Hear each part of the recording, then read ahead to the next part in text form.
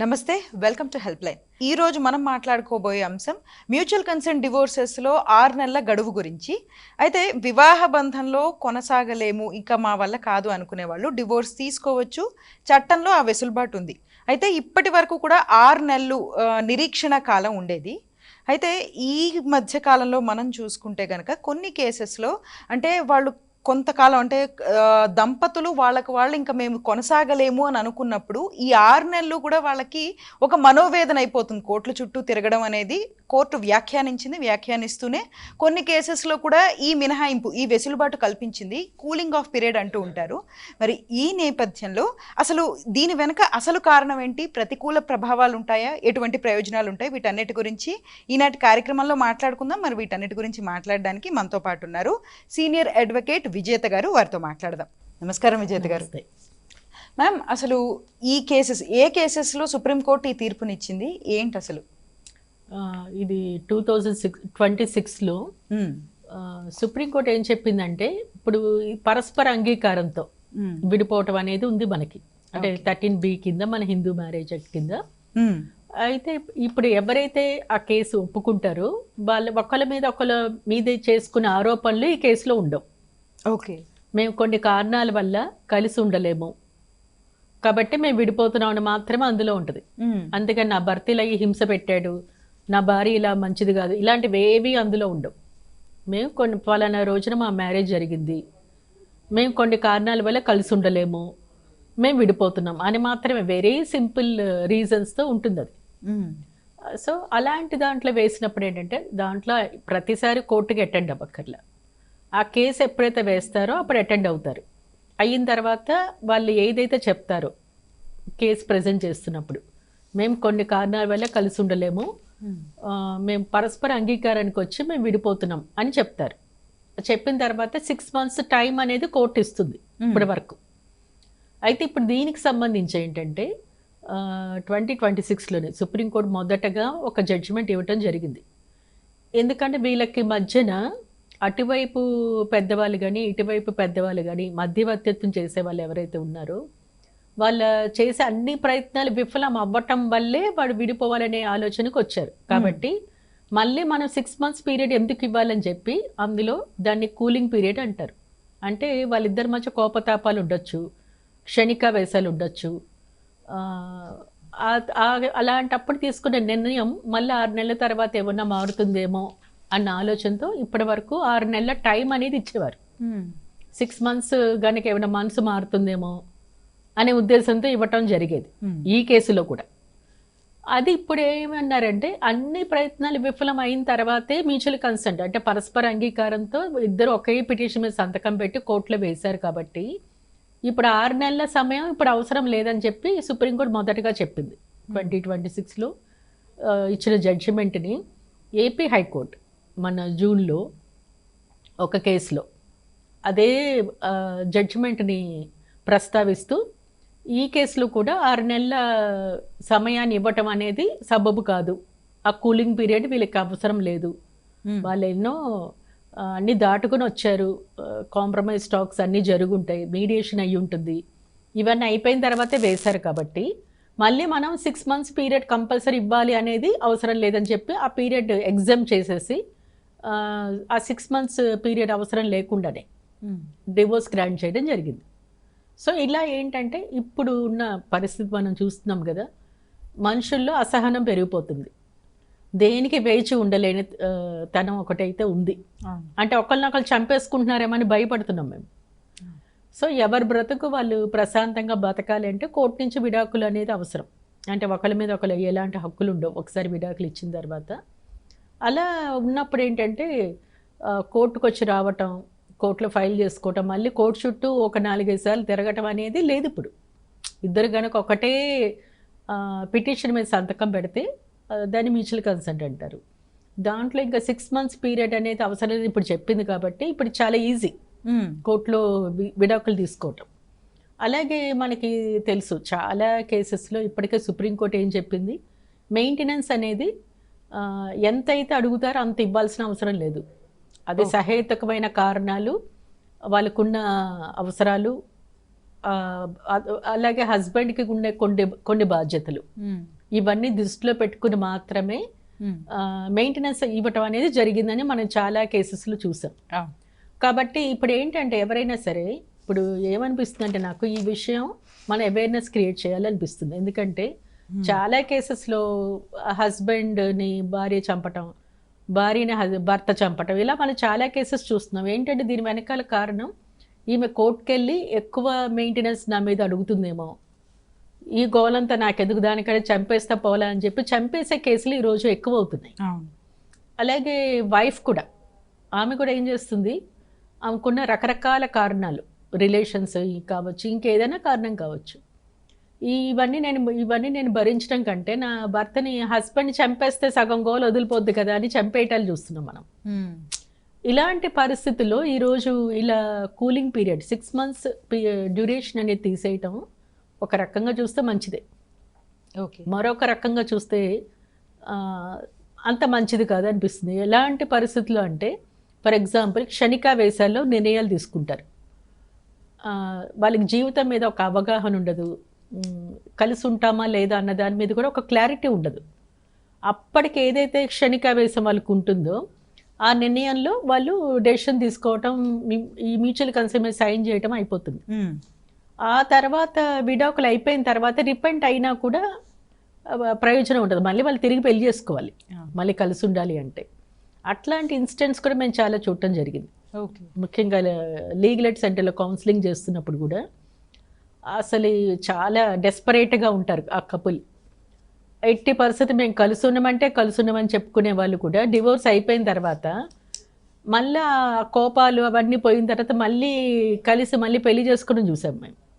Okay, so ups and downs రెండు ఉన్నాయి, positives ఉన్నాయి. ఇప్పుడున్న జనరేషన్కి ఈ ప్రజెంట్ ఇచ్చిన తీర్పు అయితే ఓకే. ఓకే మ్యామ్, అయితే ఈ తీర్పు ప్రకారం ఎవరైనా ఈ 6 నెలల మినహాయింపు అడగవచ్చా? అడగచ్చు. ఎందుకంటే ఇప్పుడు చాలా కేసెస్ ఏమవుతుందంటే ఫస్ట్ వేసుకునేటప్పుడు అలిగేషన్స్తో వేసుకుంటారు, డివోర్స్ కేసు లాగా. అంటే ఒకే పిటిషన్ సంతకం పెట్టి అలిగేషన్స్ లేకుండా వేసుకోవడం అనేది కొన్నిట్లో జరగదు. ఫస్ట్ టైం వాళ్ళు వేసుకునేది డివోర్స్ కేసు కంటెస్టెడే, పరస్పర ఆరోపణలు ఉంటాయి, అన్నీ ఉంటాయి. నా భర్త నేను ఇలా విధించాడు, అతనికి ఇలాంటి బ్యాడ్ హ్యాబిట్స్ ఉన్నాయి, అవి ఉన్నాయి, ఇవి ఉన్నాయని చెప్పి, లేదా హస్బెండ్ కూడా ఫైల్ చేసి ఉండొచ్చు భార్య మీద.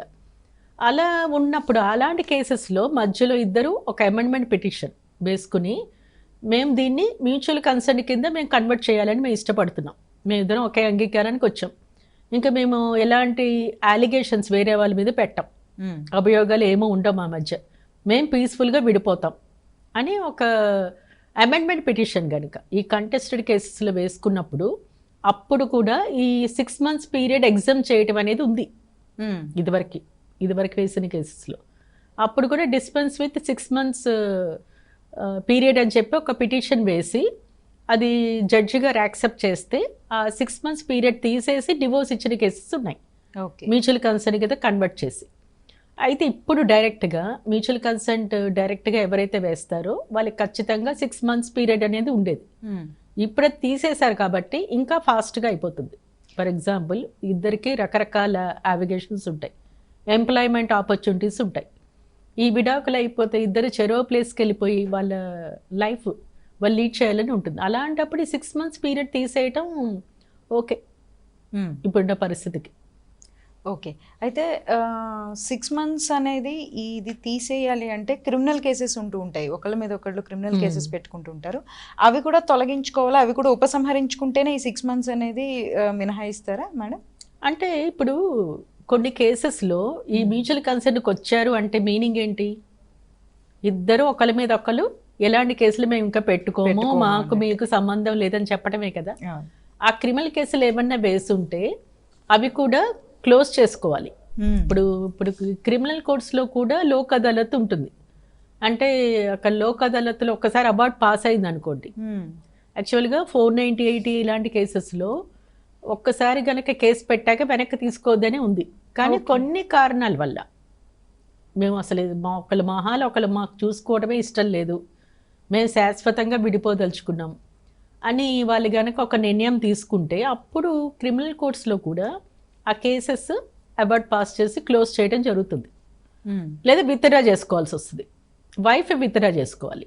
చేసుకున్నప్పుడు అప్పుడు ఇక్కడ మ్యూచువల్ కన్సెంట్ అనేది అప్పుడు అంటే మాకు ఇంకా ఒకరి మీద ఒకరు ఎలాంటి ద్వేషాలు లేవు, ఒకరి మీద ఎలాంటి నేరాభియోగాలు లేవు, మాకు ఇంకా ఒకరికొకరు ఏంటంటే సంబంధం లేదు, మేము కలిసి ఉండలేము అంతే అనే స్టేట్మెంట్తో విడిపోయేది మ్యూచువల్ కన్సెంట్ అనేది.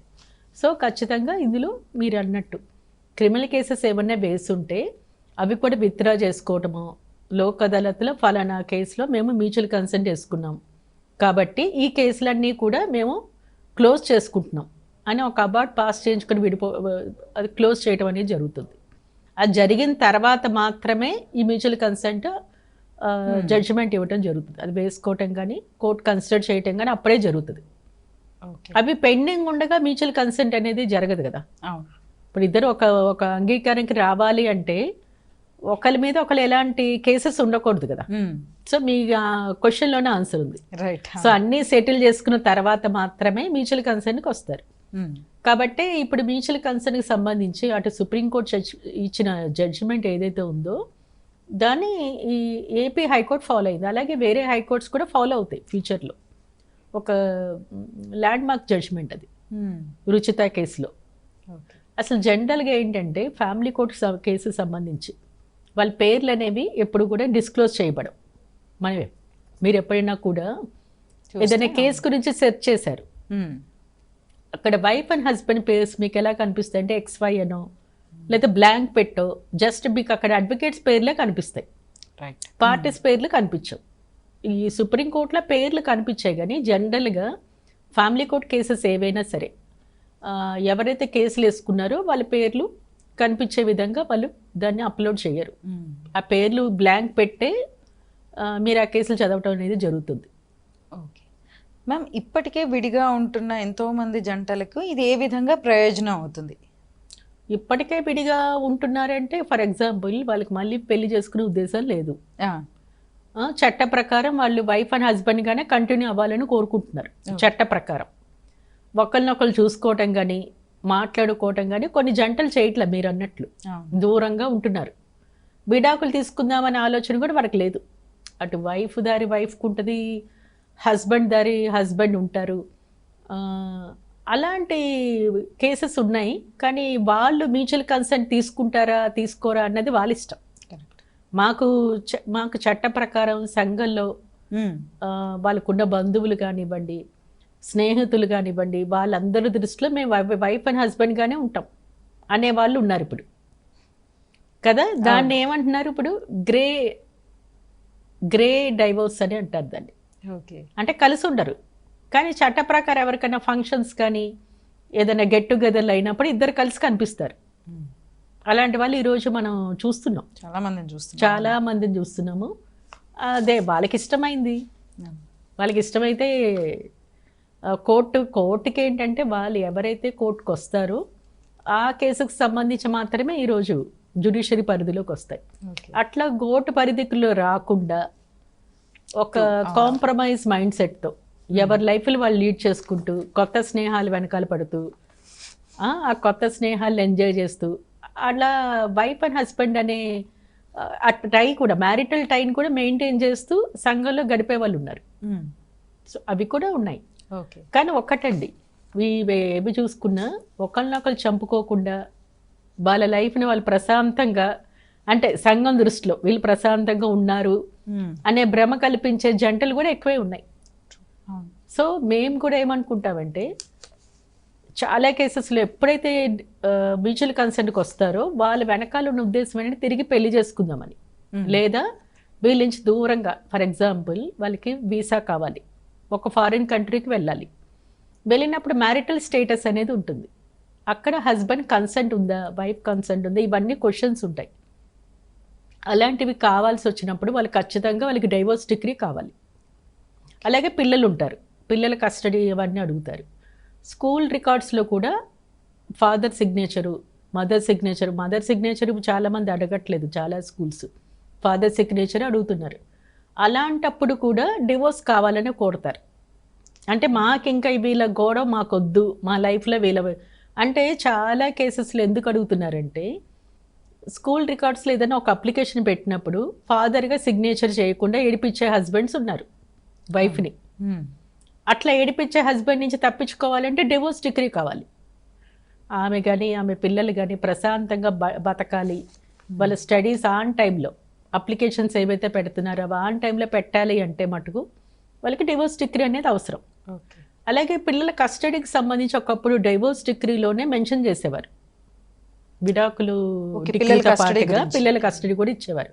కానీ ఇప్పుడు రెండు సెపరేట్ చేసేసారు.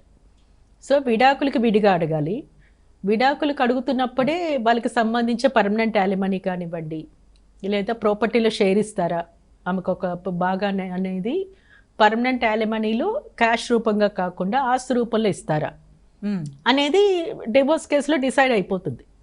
కానీ పిల్లల కస్టడీకి సంబంధించి మటుకు విడిగా కేసు వేసుకోవాలి. గార్డియన్ అండ్ వార్డ్స్ యాక్ట్ కింద అది విడిగా కస్టడీ గురించి అడగాలి. మనకి తెలిసింది ఏంటంటే 5 సంవత్సరాల వరకు తల్లికి హక్కు ఉంటుంది. 5 సంవత్సరాలు నిండిన పిల్లల మీద హక్కు ఎప్పుడు కూడా ఫాదర్కే ఉంటుందని ఉంది మన చట్ట ప్రకారం. కానీ ఒకవేళ ఆ ఫాదర్ అనే పర్సన్ బ్యాడ్ హ్యాబిట్స్కి లోనయ్యి ఆ పిల్లల్ని సరైన పద్ధతిలో పెంచలేరు అనే విషయంలో మదర్ తన పిల్లలకి కస్టడీ అడిగినప్పుడు మటుకు 5 years క్రాస్ అయిన తర్వాత కూడా మదర్కి ఇస్తారు. అయితే విజిటింగ్స్ ఎవరు అడిగినా కూడా వైఫ్ అయినా హస్బెండ్ అయినా వాళ్ళు మా పిల్లల మీద మేము చూసుకోవాలి అని విజిటింగ్ రైట్ అడిగే హక్కు అయితే వాళ్ళకు ఉంటుంది. అది కూడా దేని కింద అడగాలి, ఈ డివోర్స్ కేసులో కాదు, గార్డియన్ అండ్ వార్డ్స్ యాక్ట్ కింద వేసుకుని మా పిల్లల్ని విజిటింగ్ రైట్స్ అయితే నాకు ఇవ్వండి. ఒకవేళ మదర్ దగ్గర ఉంటే ఫాదర్ అడుగుతారు విజిటింగ్ రైట్స్ గురించి, ఫాదర్ దగ్గర ఉంటే మదర్ అడగచ్చు. సో విజిటింగ్ రైట్స్ అనేది కోర్టు ఎప్పుడూ డినై చేయదు. సో అది మేడం గారు. అట్లానే ఇందాక మనం మాట్లాడుకున్నప్పుడు మీరు అన్నారు డివోర్స్ రాగానే పెళ్లి చేసుకోవాలని చాలా మంది అనుకుంటారు. సో ఈ కూలింగ్ పీరియడ్ లేకుండా మినహాయించిన తర్వాత వెంటనే డివోర్స్ వచ్చిన తర్వాత వెంటనే పెళ్లి చేసుకోవచ్చా? డిగ్రీ రావాలి ఫస్ట్. ఇప్పుడు డిగ్రీ పాస్ అయిన తర్వాత సర్టిఫైడ్ కాపీ అప్లై చేస్తారు. సర్టిఫైడ్ కాపీ రావటానికి కూడా ఒక్కొక్కసారి 2-3 నెలలు పడుతూ ఉంటుంది. సో కాపీ రావాలి, వాళ్ళ చేతికి డిగ్రీ కాపీ చేతికి రావాలి. అది వచ్చిన తర్వాత మాత్రమే వాళ్ళు మళ్ళీ ఇంకో పెళ్లి చేసుకోవచ్చు. Okay madam. అట్లానే కొంతమంది డివోర్స్ తీసుకునేటప్పుడు డివోర్స్ మ్యూచువల్ అయితే ఓకే, కానీ చాలాసార్లు మ్యూచువల్ డివోర్స్ అవ్వదు. అలాంటప్పుడు ఏ పార్ట్నర్ అయితే అబ్యూజివ్ ఉంటుందో సో వాళ్ళు ఇవ్వడానికి ఇష్టపడకపోయినప్పుడు అసలు అంటే కౌంటర్ పార్ట్నర్ ఏం చేయాలి, ఏ విధంగా డివోర్స్ తెచ్చుకోవాలి? అంటే ఇప్పుడు చాలా మారిపోయింది చట్టం. ఇది వరకట్లాగా సంవత్సరాల తరబడి కేసు అలా ప్రొలాంగ్ చేసుకుంటూ ఇంకొక పార్టీని ఏడిపించాలనే మీరు అన్న వైఫ్ ఉండొచ్చు, హస్బెండ్స్ ఉండొచ్చు, ఇద్దరు కూడా అలాంటి మైండ్ సెట్ ఉన్న వాళ్ళు ఉండొచ్చు. అయితే ఇప్పుడు ఏంటంటే మనకి కొన్ని వెసులుబాట్లు ఉన్నాయి. మనకి సర్వీస్ ఆఫ్ నోటీస్ చాలా చాలా ఇంపార్టెంట్. ఎవరు ఎలాంటి కేసు వేసినా కంటెస్టెడ్ కేసు వేరే వాళ్ళ మీద వేసినప్పుడు ఆ కేసులో నోటీస్ సర్వీస్ చేయడం అనేది చాలా ఇంపార్టెంట్. ఒకప్పుడు నోటీస్ సర్వీస్ అనేది ఎలా ఉండేది, కోర్టులో బెయిలిఫ్ ద్వారా నజారత్ సెక్షన్ నుంచి వాళ్ళకు ఉన్న అడ్రస్కి పంపించడం. ఒక్కొక్కసారి ఆ అడ్రస్లో ఉండరు వాళ్ళు, ఆ అడ్రస్ సర్వ్ అవ్వలేదని చెప్పి మళ్ళీ నోటీస్కి ఆర్డర్ ఇవ్వటం అనేది జరిగేది. అయితే ఇప్పుడు ఏంటంటే 64B కింద ఎవిడెన్స్ యాక్ట్ కింద ఎలక్ట్రానిక్ డివైస్ ఎవిడెన్స్ అనమాట. సో దాని కింద వాట్సాప్లో ద్వారా కానివ్వండి, ఈమెయిల్ ద్వారా కానీ మనం నోటీస్ సర్వ్ చేయొచ్చు. ఆ చేసినప్పుడు అది ప్రూఫ్ ఆఫ్ సర్వీస్, ఒక సర్టిఫికేట్ 65B కింద కోర్టులో వేసినప్పుడు అది కోర్టు నోటీస్ సర్వ్ అయినట్టుగా పరిగణిస్తుంది. ఒక్కసారి నోటీస్ సర్వ్ అయ్యింది అనుకోండి, వాళ్ళు ఖచ్చితంగా ఆపోజిట్ పార్టీ నోటీస్ అందుకున్న వాళ్ళు కోర్టుకు రావాలి. అలాగే వాళ్ళు ఏదైతే కౌంటర్ వేయాలో దానికి కూడా ఒక 3 times టైం ఇస్తుంది అంతే. ఇద్దరు అటెండ్ అయిన తర్వాత వాళ్ళకి మీడియేషన్ అనేది ఉంటుంది. ఒక మినిమం 3 sittings అనేది కోర్టులో ట్రైన్డ్ మీడియేటర్స్ ద్వారా కోర్టు ఫ్యామిలీ కోర్ట్ ఆర్డర్ ఇస్తుంది, వీళ్ళు మీడియేషన్కి వెళ్ళండి అని. ఒకే నెలలో 3 sittings అయిపోవచ్చు. అప్పుడు కూడా ఇద్దరు ఒక అంగీకారానికి రాలేదు, అప్పుడు రెండో పార్టీ కౌంటర్ వేసుకోవచ్చు. కౌంటర్ వేసుకున్న తర్వాత దానికి సంబంధించి ట్రయల్ అనేది పెడతారు. ఆ ట్రయల్ కూడా ఎక్కువ అడ్జాయిన్మెంట్స్ ఇవ్వరు. అంటే ఇప్పుడు మనకి ఎలా అంటే నోటీస్ సర్వీస్ అనేది ఫాస్ట్గా అయిపోయింది అనుకోండి, ఆ తర్వాత స్టెప్స్ కూడా కోర్టు ఫాస్ట్గా తీసుకుంటుంది. అంటే కొన్ని కారణాలు, ఇప్పుడు మా అడ్వకేట్స్ ఉంటారు, కోర్టులో స్ట్రైకులు చేస్తూ ఉంటాం, బాయ్కాట్స్ చేస్తూ ఉంటాం, అట్లాంటి కొన్ని కారణాలతో డేట్స్ వస్తాయి. మీ అడ్వకేట్స్ లోపలికి ఎంటర్ కాము కాబట్టి పార్టీస్ అమ్మ వాళ్ళంతా వాళ్ళు చేసుకోలేరు. కానీ నేనేమనుకుంటున్నానంటే అడ్వకేట్స్ ఉన్నా లేకపోయినా కోర్టులో ఫైల్ చేయటం అనేది అడ్వకేట్స్ చేసిన తర్వాత కూడా పార్టీస్కి కొంత అవగాహన గనుక ఉంటే వాళ్ళ కేసుని వాళ్ళు రిప్రజెంట్ చేసుకోవచ్చు విత్ అడ్వకేట్ అడ్వైస్తో. అలా రిప్రజెంట్ చేసుకోగలిగితే పార్టీస్ మళ్ళీ ఫర్దర్గా అన్నెసరీ అడ్జాయిన్మెంట్స్ అనేది ఉండదు అందులో.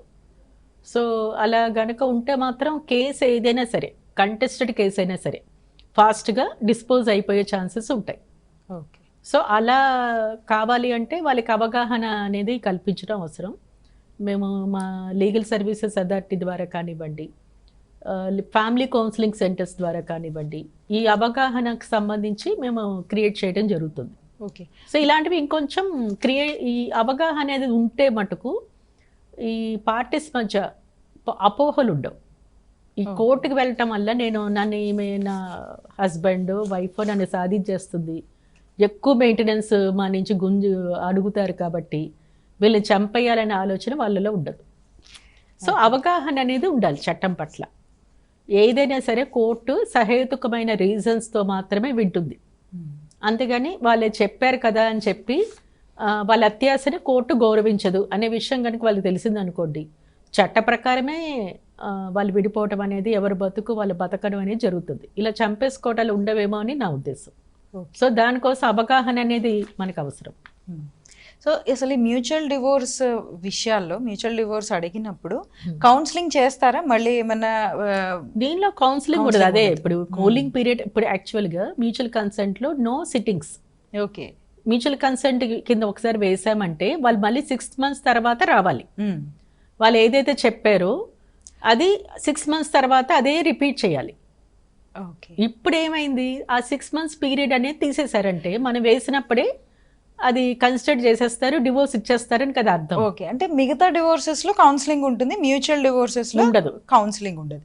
సరే, మరి ఈ చట్టాన్ని దుర్వినియోగం చేసే అవకాశం ఏమైనా ఉంటుందా? చాలా ఉందండి. ఇప్పుడు ఏమవుతుందంటే ఒక్కొక్కసారి బెదిరించి సంతకాలు పెట్టించే ఇన్సిడెంట్స్ ఉంటాయి.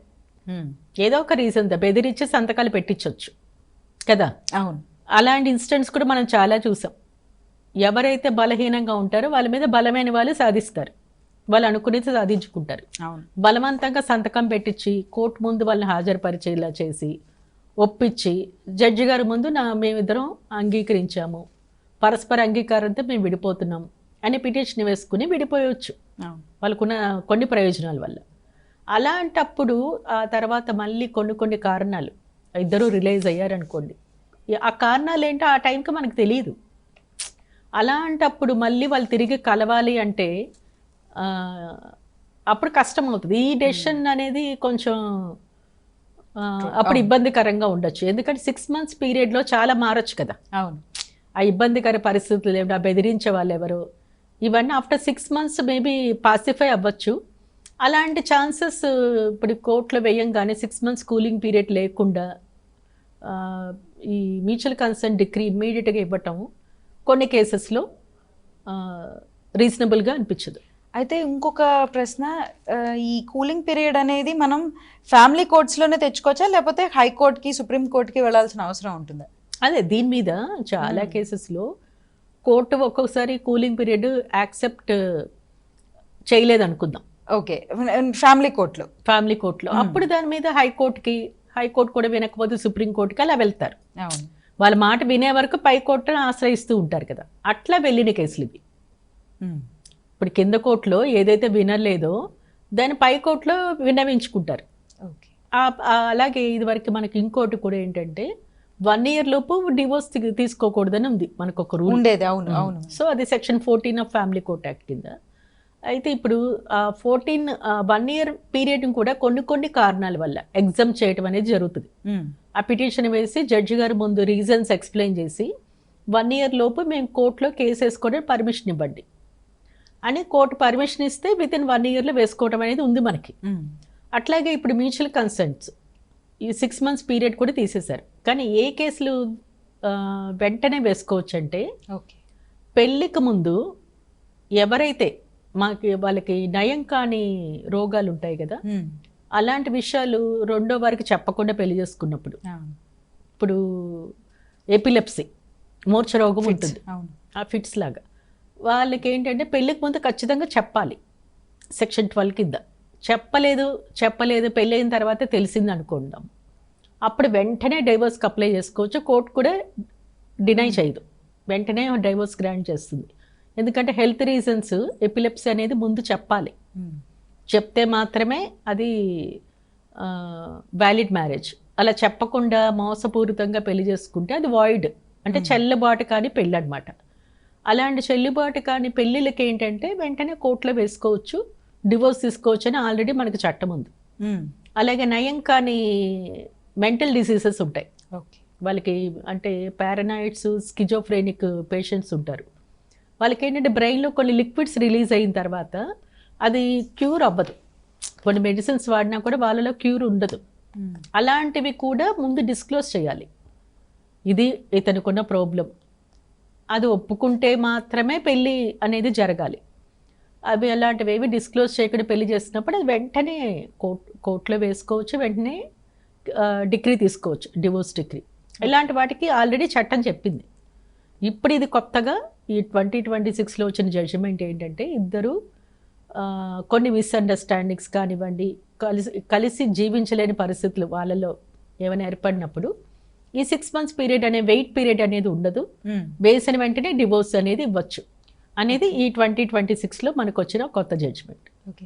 సో భవిష్యత్తులో ఇంకా డివోర్స్ చట్టాలకు సంబంధించి ఇంకా మార్పులు వచ్చే అవకాశం ఉందా? నేనేమనుకుంటున్నా అంటే, ఇప్పుడు పెళ్ళిళ్ళు చేసుకుంటారనే క్వశ్చన్ ఉంది నాకు.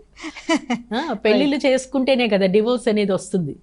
ఇప్పుడు లివింగ్ రిలేషన్స్ ఉన్నాయి, అలాగే సుప్రీంకోర్టు చాలా కేసెస్లో మీరు ఏం చేసినా తప్పు కాదు, లివిన్ అయినా తప్పు కాదు, పెళ్ళైన వైఫ్ అండ్ హస్బెండ్ వేరే వాళ్ళతో రిలేషన్ పెట్టుకున్నా తప్పు కాదు, ఇలా రకరకాలు ఎటో వెళ్ళిపోయింది ఇప్పుడు. అసలు ఇంకా ఫ్యూచర్లో అసలు పెళ్ళిళ్ళు జరుగుతాయా? ఒకవేళ పెళ్ళిళ్ళు జరిగితే ఉంటాయి, ఇంకా చాలా మార్పులు ఉంటాయి. కానీ ఒక్కటండి, మనది ప్రపంచ దేశాలన్నింటిలో చూసుకుంటే మన భారతదేశం ఇప్పటికీ కూడా ఒక సంస్కృతి సంప్రదాయాల దిశగానే మనం వెళ్తున్నాం. ఇంకా మనం వెస్ట్రన్ కంట్రీస్ లాగా మనం అంత వేరే పోకడ్లు మన దేశంలో లేవు, ఇంకా రాలేదు. కాబట్టి మనకు కూడా కొన్ని సంస్థలు ఏవైతే ఉన్నాయో, మన భారతీయ విలువలు కానివ్వండి, సంస్కృతి సంప్రదాయాలు కానీ ఇంకా మనలో ఉన్నాయి. ఈ కలిసి జీవించటం, ఇష్టమైనప్పుడు ఉండటం, ఇష్టం లేనప్పుడు ఎవరి దారిని వాళ్ళు బతకటం, ఇదొక వేవ్ లెంత్లో ఈరోజు ప్రపంచం వెళ్తుంది. అయినా కూడా మనం చూస్తున్నాం కదా, చాలా లగ్జరీస్గా పెళ్ళిళ్ళు చేసుకోవటం, ఒక కాస్ట్లీ అఫేర్గా పెళ్ళిళ్ళు జరగటం, అవన్నీ మనం చూస్తున్నాం. అలాగే సంప్రదాయబద్ధంగా జరిగే పెళ్ళిని కూడా మనం ఈరోజు చూస్తున్నాం మన ఇండియాలో. అలాగే వెస్ట్రన్ కంట్రీస్ కూడా ఇండియాకి వచ్చి ఇండియా పద్ధతిలోనే మేము పెళ్ళిళ్ళు చేసుకోవాలని అనుకునే వాళ్ళని కూడా మనం చూస్తున్నాం. కాబట్టి ఈ వ్యవస్థ ఇంకా కొనసాగుతుంది, బట్ ఆ వాల్యూస్ కూడా ఇంకా ఉండాలని మనం ఆశిద్దాం. సో ఆ వాల్యూస్ కాపాడటానికి మీరన్న మార్పులు ఏమైనా అవసరమైతే ఖచ్చితంగా రావాలనే కోరుకుందాం. సో మ్యూచువల్ కన్సెంట్తో వచ్చే డివోర్సెస్లో ఎటువంటి సమస్యలు ఉంటాయి, వాటికి సంబంధించిన ప్రయోజనాలు, అట్లాగే కూలింగ్ ఆఫ్ అనేది ఆ చట్టాన్ని తీసుకువస్తే ఎటువంటి ప్రయోజనాలు ఉన్నాయి, ఎటువంటి ప్రతికూల ప్రభావాలు ఉన్నాయి అన్న విషయాలను ప్రేక్షకులకు చక్కగా తెలియజేసినందుకు thank you so much ma'am. So చూశారు కదా, అంటే మనం ఈరోజు మ్యూచువల్ కన్సెంట్తో వచ్చే డివోర్స్లో భాగంగా 6 months కూలింగ్ పీరియడ్ని వేవ్ ఆఫ్ చేయవచ్చు అనేది కోర్టులలో ఈ మధ్య కాలంలో వచ్చిన కొత్త చట్టం గురించి మాట్లాడుకుందాము. అలాగే చట్టాల గురించి అవగాహన అనేది చాలా చాలా ఇంపార్టెంట్, ఎందుకంటే ఇప్పుడు బాగుండొచ్చు, ఆ తర్వాత అంటే కొంతకాలం తర్వాత ఎటువంటి సమస్యలు వచ్చినా సరే చట్టం తెలుసుకుని ఉంటే ఫర్దర్గా కాంప్లికేషన్స్ ఏవి రాకుండా ఉండే అవకాశం ఉంటుంది. సో ఇది ఇవాల్టి మన హెల్ప్ లైన్. నమస్తే.